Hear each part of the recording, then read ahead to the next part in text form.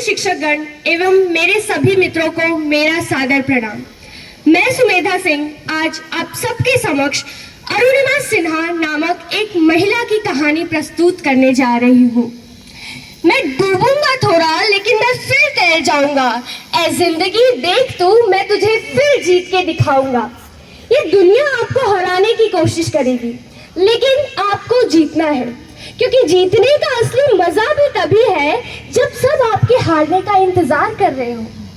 जब तक आपके पैर इस जमीन पर हैं, आपको इस पूरी कायनात में आपके अलावा और कोई नहीं हरा सकता। लेकिन आपको अपने आप पर वही भरोसा, अपने दिल और दिमाग में वही जिद और अपने अंदर एक ऐसा ही पागलपन रखना पड़ेगा जो अरुणिमा सिन्हा ने रखी थी। उनके अंदर के इसी आग ने उन्हें सफलता की ऊंचाइयों तक पहुंचाया।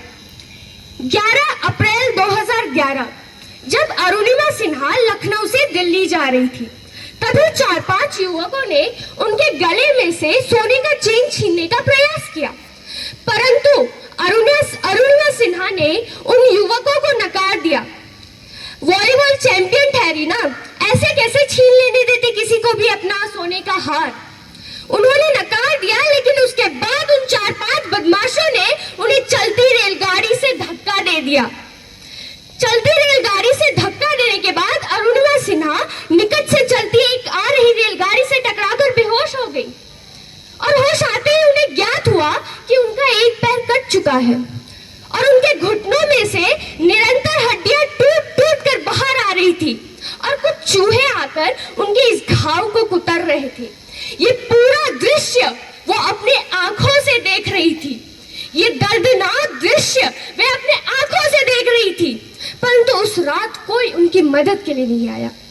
अगले सुबह होते ही जब उन्हें अस्पताल लेके जाया गया, तब पता चला कि उनको एक पैर में आर्टिफिशियल पैर लगवाना पड़ेगा और उनके एक पैर में रॉड लगवाना पड़ेगा।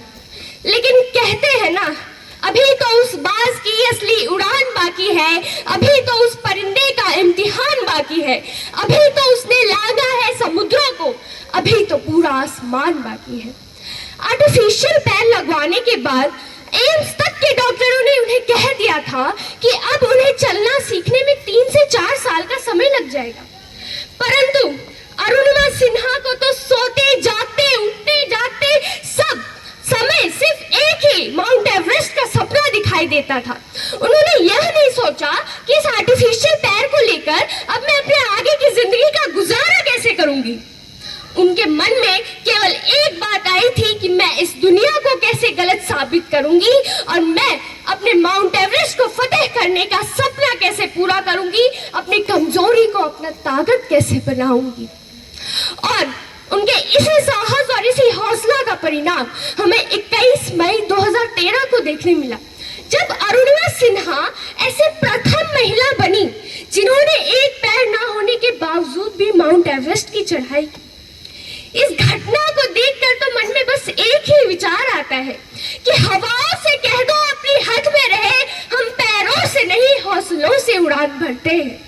यदि आपने निश्चय कर ही लिया है कि जीवन में आपको सफलता प्राप्त करनी है, यदि आपने सोच ही लिया है कि जीवन के इस जलेबी में उलझ ही गए हैं, तो क्यों ना चाशनी में डूबकर इसका मजा लिया जाए। तो बस निरंतर साहस के साथ अपने कर्तव्यों को यूं ही निभाते रहिए, सफलता स्वयं आकर आपके कदमों को चूमेगी। मैं ये बात हमेशा अपने मस्तिष्क में रखना जो मैं इस कहानी के जरिए आपको बताना चाह रही थी। साहस मत खोना, कभी बहुत आगे जाना है। जिसने कहा था तेरे बस का नहीं, उसे करके दिखाना है।